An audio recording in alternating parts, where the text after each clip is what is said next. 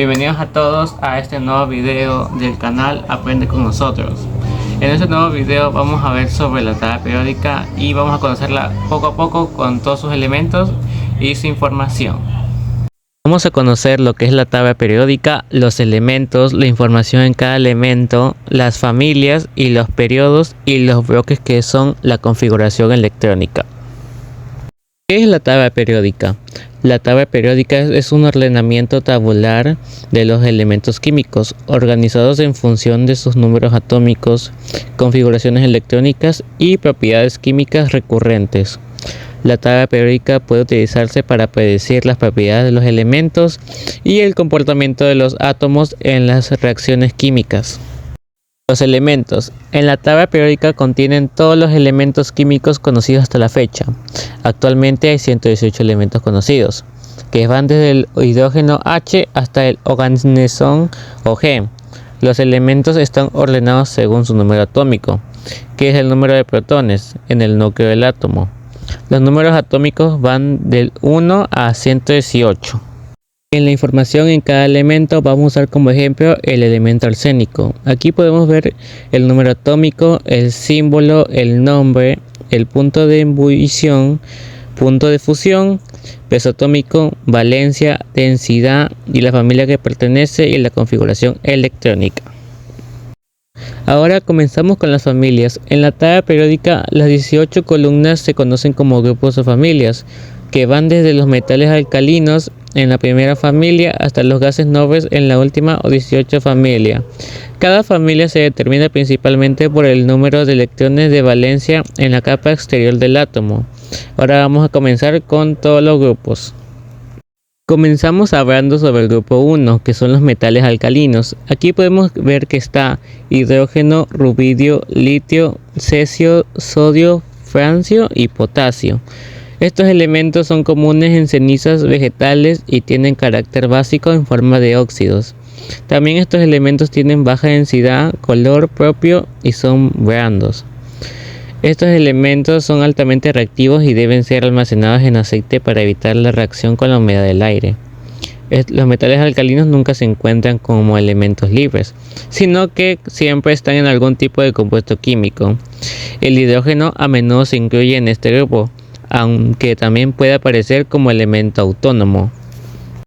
Seguimos con el grupo 2, que son los metales alcalinoterreos. Aquí podemos observar que está el berilio, el estroncio, magnesio, bario, calcio y radio. Estos elementos contienen lo mismo del grupo anterior, que tienen el carácter básico en forma de óxidos, tienen baja densidad de color propio y son blandos, y que tienden a evitar la reacción con la humedad del aire. Continuamos con el grupo 3, familia del escandio. Aquí podemos observar el escandio y el litio. También podemos observar los elementos de abajo. Existe debate entre los especialistas sobre cuáles de estos elementos deben incluirse en este grupo. Estos elementos sólidos y brillantes, altamente reactivos, con una gran tendencia a la oxidación, son buenos conductores para la electricidad. Seguimos con el grupo 4, familia del titanio. Aquí podemos observar el titanio, al asfanio, circonio y rutherfordio. Son metales muy reactivos y que al exponerse al aire adquieren un color rojo y pueden inflamarse espontáneamente, o sea, son pirofóricos. El último, rutherfordio, de la familia es un elemento sintético y radioactivo. El grupo 5, la familia del vanadio. Aquí podemos observar al tantalio, el vanadio, el dubinio y el niobio. Son metales que poseen sus capas atómicas más externas 5 electrones. El vanadio es bastante reactivo, ya que tiene valencia variable, pero los demás lo son en muy poca medida. El dubinio es un elemento sintético. También está el grupo 6, la familia del cromo. Aquí podemos observar al cromo, al wolframio, molibdeno, seaborgio. Todos son metales de transición. El cromo, el molibdeno y el wolframio son refractarios. No presentan características electrónicas uniformes, a pesar de su comportamiento químico semejante. Y seguimos con el grupo 7, la familia del manganeso. Aquí podemos observar el renio, magnesio, boririo y tecnecio. El magnesio es el más común de los elementos de esta familia. El tecnecio no tiene isótopos estables y el renio se encuentra en cantidades mínimas en la naturaleza. Seguimos con el grupo 8, la familia del hierro. Aquí podemos observar el hierro, el osmio, el rutenio y el jasio. Son metales de transición que poseen 8 electrones en sus capas exteriores. El jasio es un elemento sintético que existe solo en el laboratorio. También sigue el grupo 9, la familia del cobalto. Aquí podemos ver el iridio, cobalto, meinerio y el rodio. Estos son metales de transición sólidos a temperatura ambiente. El meinerio es sintético y existe solo en los laboratorios. Continuamos con el grupo 10, la familia del níquel. Aquí podemos observar al níquel, al platinium, al palladium y al tungsteno. Estos son metales de transición sólidos a temperatura ambiente.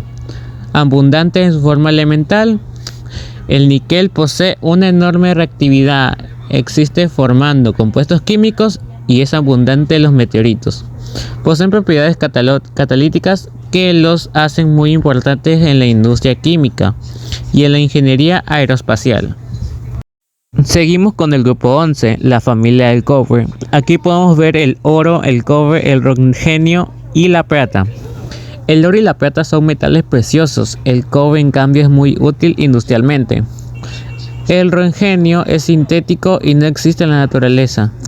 Son excelentes conductores eléctricos y térmicos, especialmente la plata.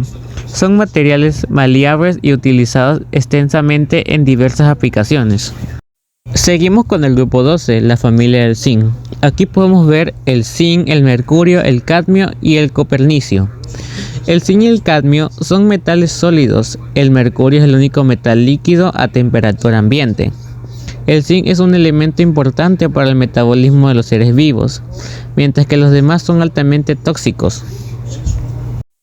Continuamos con el grupo 13, la familia del boro. Aquí podemos ver al boro, al aluminio, al galio, al indio, al talio y al neodimio. También son llamados terreos, dado que son muy abundantes en la corteza terrestre, a excepción del neodimio, sintético y inexistente en la naturaleza. Estos elementos presentan 3 electrones en su capa externa. Son metales de punto a fusión muy bajos, excepto el boro, que tiene un punto de fusión muy alto y es muy metaloide. Seguimos con el grupo 14, los carbonoideos.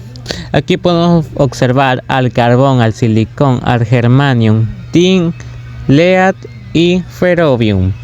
Son en su mayoría elementos muy conocidos y abundantes, sobre todo el carbono, central para la química de los seres vivos. Elementos muy empleados en la industria, abundantes en la corteza terrestre. El silicio constituye el 28% de la misma.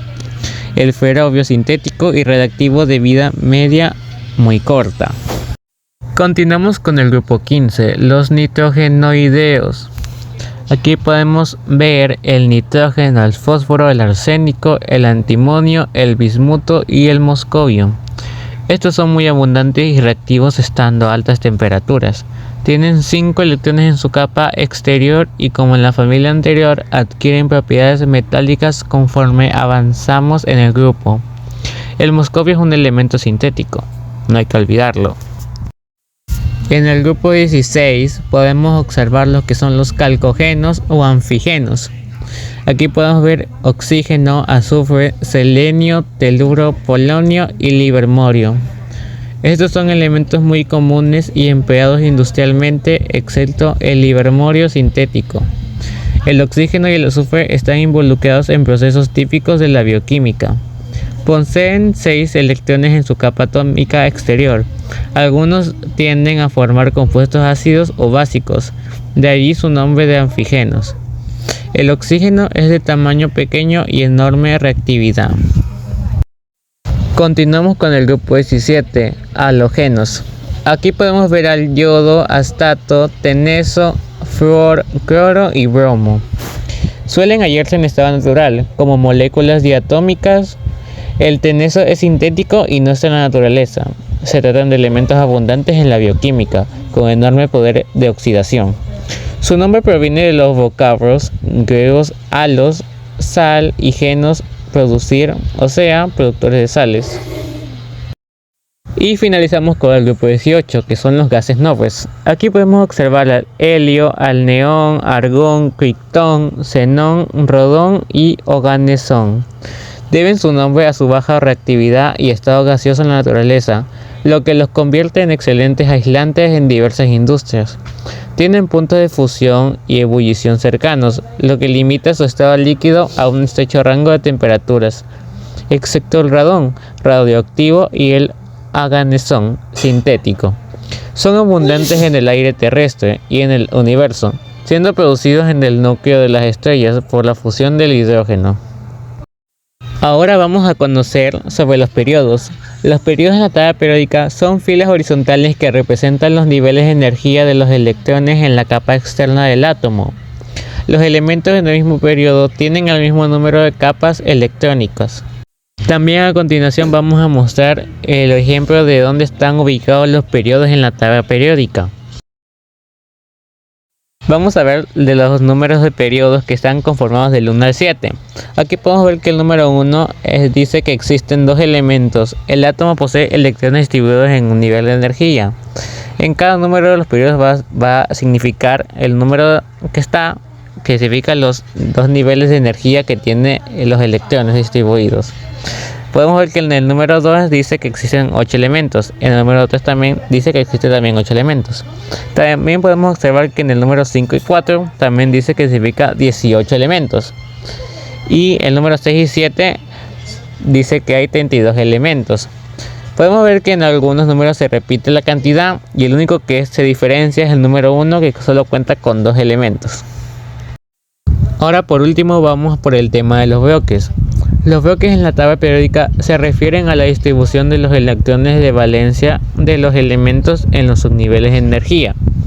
Los bloques provienen de los 4 subniveles de energía, que son el S, P, D y F, y se relacionan con las propiedades, el comportamiento químicos de los elementos y la forma de la rampa u orbital. Ahora vamos con el ejemplo de dónde están ubicados los 4 bloques. Y así es como concluimos este video conociendo sobre la tabla periódica. Espero que les haya gustado y que apoyen con un like y suscríbanse a este canal para seguir conociendo más y aprender un poquito más. Nos vemos en el próximo video.